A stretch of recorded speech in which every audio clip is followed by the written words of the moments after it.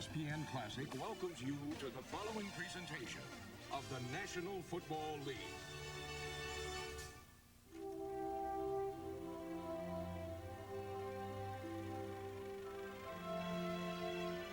Personally, I don't like long hair, and I don't like mustaches and goatees. But I've had some players that were all pro that their hair wasn't just right, but they used to go after that quarterback and put him in a sack. Oh, yeah, they'd get that hail to the Redskins, but it kind of gives me a little chill right now.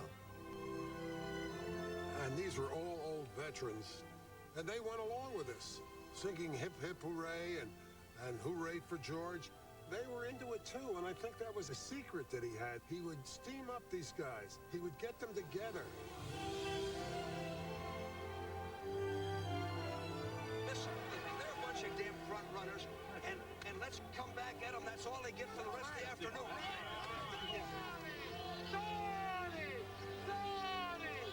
I'm just so proud to be a Redskin right now. I can't believe I'm glad to be in Washington and be with this winning team.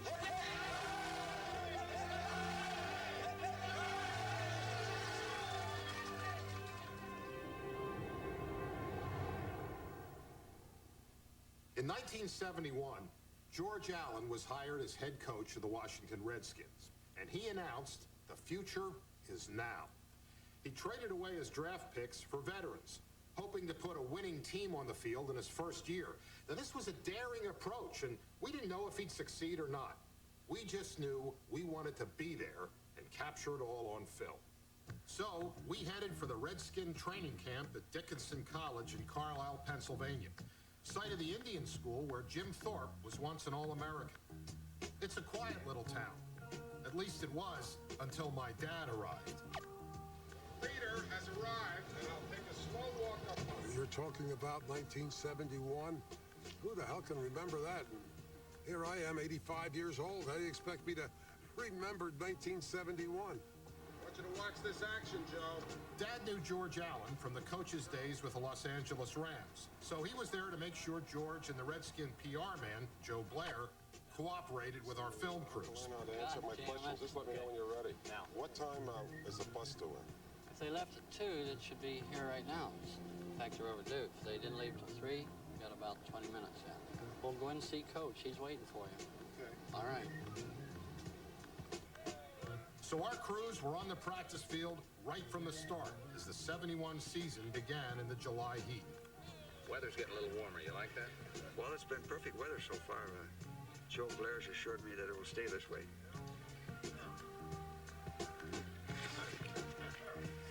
Always got to have someone to blame. George Allen was a secretive man. He was distrustful of the media, but he accepted us as part of the NFL family. He allowed our cameras and microphones to follow him on the practice field, and he even let us into the meeting room at night. 5 and 1, 6. Roll 6. I realize that we have a lot of new men, guys playing out of position, but the first rule in winning a championship is to practice well. You can't practice poorly and expect to play well. Bob, why'd you drop it? You're looking downfield, see? Easy catch. Okay, don't worry about it. Get the next one. But there's a reason for every mistake, you know? And we want the reason and not repeat it. That's all. He would pick up little things in practices. For example, the offensive line walking up to the ball. That just really bothered him. Defense not yelling when they'd break out of the huddle. The only guy that had any zip was a quarterback. Let's all break the huddle right. See, every time we do something, we do it the correct way. All those little things he felt were important ingredients in getting the team molded together. If you have to keep pushing people and telling them what to do and urging them on, then you aren't going to win anyway. You're not going to win a championship. You got to have some self-starters. Personally, I don't like long hair, and I don't like long sideburns, and I don't like mustaches and goatees. But I've had some players that were all pro that their hair wasn't just right, but they used to go after that quarterback and put him in a sack. We knew right away this was going to be a fascinating season. Here was a coach who knew nothing but winning, taking over a team that had just one winning season in 15 years. George had to rebuild the whole organization and make it competitive with the rest of the league. Part of it was expanding the film library, and cataloging the footage so that the coaches and scouts could better prepare for each week's opponent. One of the things you'll find out that you'll be prepared to play every football game. There'll not be a man in this room that isn't totally prepared to play a football game. He said there's only one standard, and that standard is winning, and we're going to win. We feel that we've accomplished more in 5 months than any team in football, than all the 25 teams combined. And so it's from here on in, it's what are we going to do in training camp? George took that same detail-minded approach onto the practice field. For instance, over here, see, now we got, I don't know, 15 guys. I'd like to find out how many shots each guy gets rushing a passer like that, see? Keep a chart on that, 78. See how many shots each guy gets a rushing a passer. Yeah, in that phrase, see? Make another chart on that. George was a real kind of corny coach. He always was trying to steam his team up. Every day we'll get a little of this. Boy, this is great, isn't it? How much work have you had of this? See? You've been in the league 3 years. How much have you had of this? Not too much. Yeah, see, every day we'll get 5, 6, 7 minutes of this, and then you get in the ball game, it'll be ABC for you.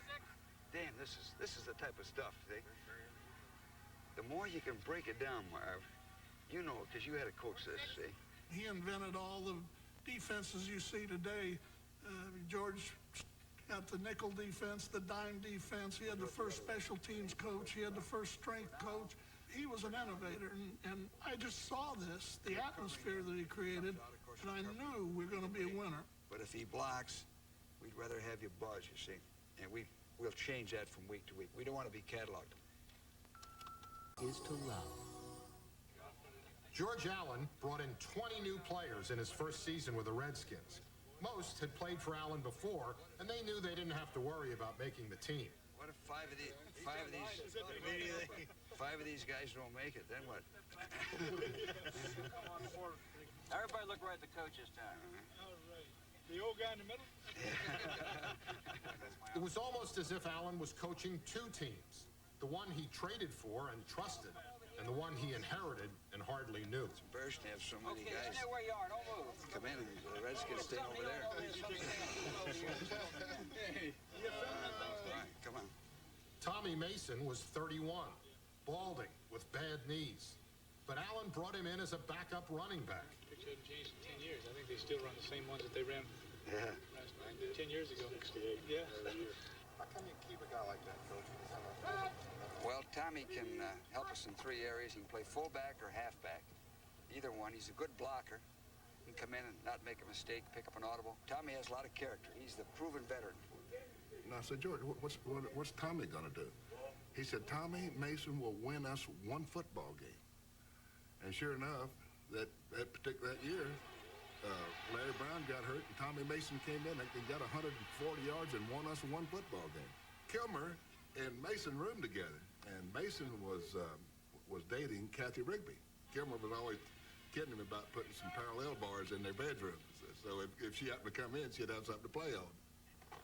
Billy Kilmer had knocked around the league for 10 years and was best known for throwing ugly passes. Sonny Jurgensen had the best arm in football and was a fan favorite in Washington. But Allen didn't think Sonny was the right man to lead his team. Start over.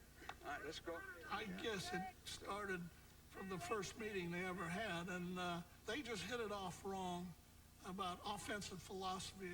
In this part, Sonny, we're just setting up a field goal now. See what we're doing. We don't need a field goal to win here. So, all right, and that's the name of the game, see? Because I don't care how good a guy's arm is, if he can't read the defenses and throw to the right guy, he's not going to win, see? And winning was his ultimate aim. Don't forget, and I mean at all times. Of course he was obsessed with it, but that's what made a good coach. That's what made him. They tried to make like we were bitter rivals and everything, but one thing Sonny and I knew from the start, we had never been on any winning teams before, and we didn't want to break up that combination. We didn't want to be the ones that wanted to divide the team, because we knew whoever was going to be the quarterback, it was going to win. We wanted to be part of the winners, even if we're on the bench helping the other guy. That's the way we worked it. The press nicknamed the defense the over-the-hill gang, and the players wore it as a badge of honor. He made the trade during the draft and got all these guys from the Rams. I mean, you should see these guys. They look like a lineup, but jailbreak some of these characters he's brought in there. They were great football players to begin with, and then once the game was over, they were great partiers. I mean, they loved life. We were pretty straight. I'll have to say that. We were pretty straight. That's my story, and I'm sticking to it. The Over the Hill Gang, that was one of our names. Besides the Ramskins was the Over the Hill Gang. But he liked to have a guy that would contribute to the overall spirit of his team. That's why we won so quickly, is because what he did is he traded for something like 15 or 16 of us that had heard his message before, and I had something to prove. Roy Jefferson was another free spirit. Roy was Dennis Rodman before Dennis Rodman even knew who he was. You know, he shows up in this multicolored lavender jumpsuit with a purse hanging over his, and, you know, none of us had ever seen this before. George always had a saying, he'd do anything or get best field or anything we needed. I said, I think he just hired as a pimp. I had on a red jumpsuit, no shirt, white bag hanging from my shoulder, white shoes, big bush, long sideburns. Well, he showed up on the plane looking like that. George didn't care. So then Roy started wearing suits and ties. You fought football and you played football. That's all he was concerned about. He didn't care if you got on the plane naked, I guess. George, he says, I want you to study the films. If you need a gold projector to watch the films, I'll get you a gold projector. Whatever you need that's gonna make you better, I'll get it. I truly respected George for the things that he brought up, the things that he said, and those things were motivating. You know, he sounded like a little kid when he would do it too, you know? Speedy, I've had a lot of embarrassing things happen to me in my life. Some things where I wanted to go and hide, see, and I know how you both feel. I was specifically brought in for the special teams end of it. I know one of you are going to break one loose. See, I just as sure as the three of us are standing here, so I'd forget about it. The hell with it. We worked on punt returns before practice, in the middle of practice, and after practice. Start fresh next week, okay? I was having a real bad time catching punts. I got in a dilemma. I tell you, I was dropping punts and couldn't figure out why I was dropping them. I solved the problem by one night watching the film, and my ex-wife sitting there looking at it with me, and she said, Les, why don't you just stay still and stop trying to move before you catch the ball? Problem solved. I didn't want to tell him my ex was a better coach. I didn't want to go there. Some of the players on the team you may not even like, but if you can get a guy like George Allen to put all these cliques together every day at practice, and then all of a sudden on Sunday at 1 o'clock to put all these groups together, you'd see guys out there that didn't even like each other, slapping each other on the butt, congratulating them for doing something. And I mean, that's the kind of coach we are. Our original idea was to follow a rookie through his first training camp. We chose a free agent tight end named Richard Nielsen from Weber State. Now, the odds of a free agent rookie making a team in 1971 were slim, and in a George Allen camp, they were almost zero. But we felt if Nielsen did make it, we'd have a real good film. What do you say, Richard? I never heard back from you, but I got an address for you. All right, I'll talk to you later. Well, men, welcome to training camp. Can you hear me in the back of the room? We like to have a week for the rookies. We think that rookies deserve a week of attention. Even though we have a few veterans here, this week is devoted to our rookies. And I've been, I guess, accused of not liking rookies. Well, I like rookies, but I've seen ball clubs that kept 12, 14 rookies, and the next year 11 of them are gone. He always used to say that, you know, I can't depend on rookies. They're not dependable. They don't have the experience. Give me the old guys. They've been around. They know what to do. A rookie, you know, you never know what's going to happen. I had a long career, 14 years. There's a lot of different rookies come through. But if you're playing with George Allen, you didn't want to be young. Because you wouldn't be doing nothing but coming through. Richard Nielsen was was one of those who just came through. Being from a small town and everything, I'm the only one that has ever got a chance to try from around there. So everybody back home's pulling for you, and if you get cut, well, that, you know, you feel like you let a lot of people down, not only yourself, but friends and people who are family, people who are behind you, you know. There's a lot of people that think that there's no way you can get cut either, you know. They just say, oh, we know you can do. Go out there, let's go, you know. I said, if I was as confident as everybody back home is, well, I'd be all right. Don't let him hold you up like that, Nielsen. He's not that good at holding you up. Release. They don't let him hold you up that long. All right. Nielsen was such a long shot, they didn't even bother to spell his name correctly on his helmet. And he was really uncomfortable with our cameras. So we shifted our focus to defensive lineman Mike Fanucci, number 88. Mike was in the room with Nielsen when we did the initial interview, and he seemed pretty loose. He was also making an impression on the practice field. That's it. That's why you can't get cut off now. Why you can't get cut off. I knew the odds were stacked against me making the squad, but I didn't give up, and I worked hard in practice, and I got a lot of support from the veterans on the team that were pulling for a couple rookies to make his team. Fanucci was the nicest, quietest kid in the world, and his dream was to hang out with us, you know, at some bar in downtown Carlisle, Pennsylvania. One time in particular, it was raining outside really bad, and Dyron Talbert had his car with him, and he said, "Hey, Rook, my windows are down. You go up there and go outside and put them up." So here it was pouring outside, so I had to go out as the rookie and roll his windows up and come back in. I'm drenched and everything, so you did things like that for those guys. The attitudes of the players, especially the rookies, a lot of them are down and out, you know, because last Saturday we had our first big cut, and well, it's pretty sad, you know. You just get to know these guys, and all of a sudden, your friends, there they go, you know. And I know these guys, you know, they gave it all they had, and for 1 week of football, and then that was it. I'm down too. I know they're trying to see how I, you know, look at different positions, but I played defensive end in college for 4 years, and then I come here, and then soon the veterans came to camp. They moved me over to defensive tackle, and I just, you know, I don't know what I'm doing there right now. Fanucci was only 225 pounds, which meant he was overmatched at defensive tackle. Like most rookies, he felt the question wasn't if he'd be cut, but when. Steve, what do you think? Would you rather get cut this Saturday, or would you rather hang around here and find out what the deal is, you know? I don't know. In a way, I'd rather, you know, get cut right now if I'm going to get cut ever. Yeah, I mean, you know, like even after 1 week, you know, those guys that are cut already, you know, you wonder if they had that fear of a shake, you know, because they couldn't have done that much in 1 week, you know. No, we only practice. We practice twice a day, but still in all. You make a couple of mistakes, and that's it. George would say, let someone else teach them. Let someone else train them. When they get old enough, then we'll bring them in. You had to be in the right place at the right time. You had to really read offensive formations, things like that, he counted on a lot. So there was so much to learn in a little time that a rookie couldn't absorb all this. Yes, this book is really good. They've read quite a bit. I wonder how long they expect us to, you know, go through it and everything. Well, I said if we had 4 rookies out of this crop make our club, I'd be extremely happy.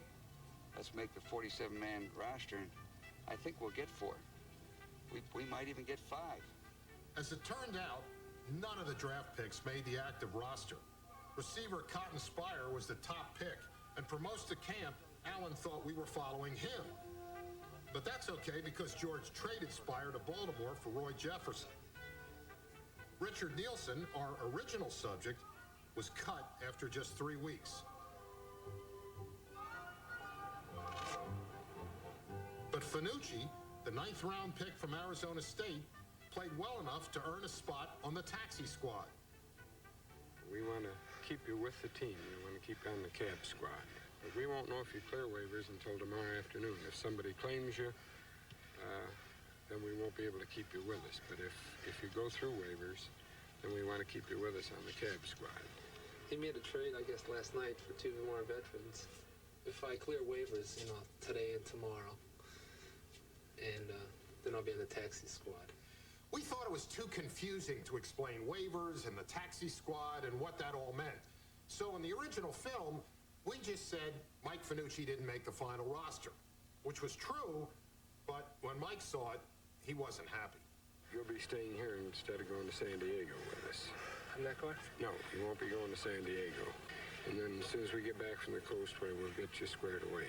Okay. Okay, Mike. To the Redskins, the future is now, and the certainty of experience is more important than the potential of youth. The day before the first exhibition game, Mike Fanucci is cut from the team. I didn't like the ending of the way that showed up, because it did look like they were just outright cutting me, and it shows me walking off the field. But in reality, I came back and practiced with the squad. My goal was to get back with the Redskins that next year, and George already told me I was welcome to come back and give it another shot. He's the type of guy that might come around maybe in 1972. He works hard and has a good attitude, but he has a lot of competition. He's going to have to push himself every day to improve and stay out after practice, but he has possibilities. Mike Fanucci worked out with the Redskins that season and made the active roster the following year. He was part of the Redskin team that played in Super Bowl VII. So this is one George Allen rookie story that had a happy ending.